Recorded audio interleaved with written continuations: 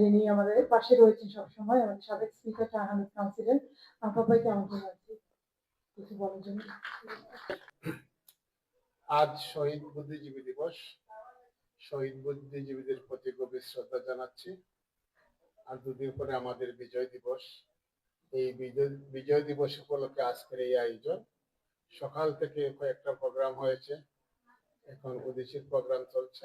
উদীচী সবসময় আমাদের স্বাধীনতা, মুক্তিযুদ্ধ, আমাদের জাতীয় পতাকা, বঙ্গবন্ধু, বাংলাদেশ এগুলোর সাথে কাজ করে যাচ্ছে। আপনারা সবাই জানেন, আজ আমরা এই গ্রেট ব্রিটেনের মাটিতে বা ইউরোপেতে মন খুলে আমাদের কথা বলতে পারছি, কিন্তু বাংলাদেশে এটা একটা সীমাবদ্ধতার সৃষ্টি হয়েছে। আমাদের স্বাধীনতা, আমাদের মুক্তিযুদ্ধ, আমাদের ভাষা আন্দোলন, আমাদের জাতীয় পতাকা, জাতীয় সঙ্গীত, বিভিন্ন কনস্পিরাসির শিকার হচ্ছে বা বিভিন্নভাবে এটাকে বলুণ্ঠিত করার জন্য, এটাকে ধ্বংস করার জন্য কাজ চলছে। আজকে আমরা যারা এখানে এসেছি সবাই আমরা মুক্তিযুদ্ধের লোক, মুক্তিযুদ্ধের পক্ষের শক্তি।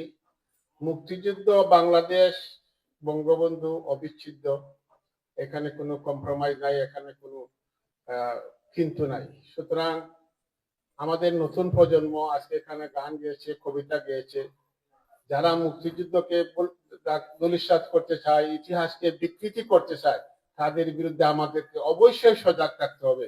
এখানে কমিটির সম্মানিত নেতৃবৃন্দ আছেন, এখানে নবাব ভাই বসে আছেন, আর পিছনে দেখা যাচ্ছে না অনেক আছেন, আব্দুল বাসির আছেন, এখানে গোলাপগঞ্জ এডুকেশন ট্রাস্টের সেক্রেটারি সহ এখানে অনেক বন্ধু বান্ধব আছেন, যারা আমরা সবাই মিলে, মুনিরা পারভিন সহ এখানে যারা আছেন, আমরা মুক্তিযুদ্ধের পক্ষে, কবিতার মাধ্যমে ওনারা মুক্তিযুদ্ধের পক্ষে কথা বলেন, আমরা বক্তৃতার মাধ্যমে মুক্তিযুদ্ধের পক্ষে কথা বলি।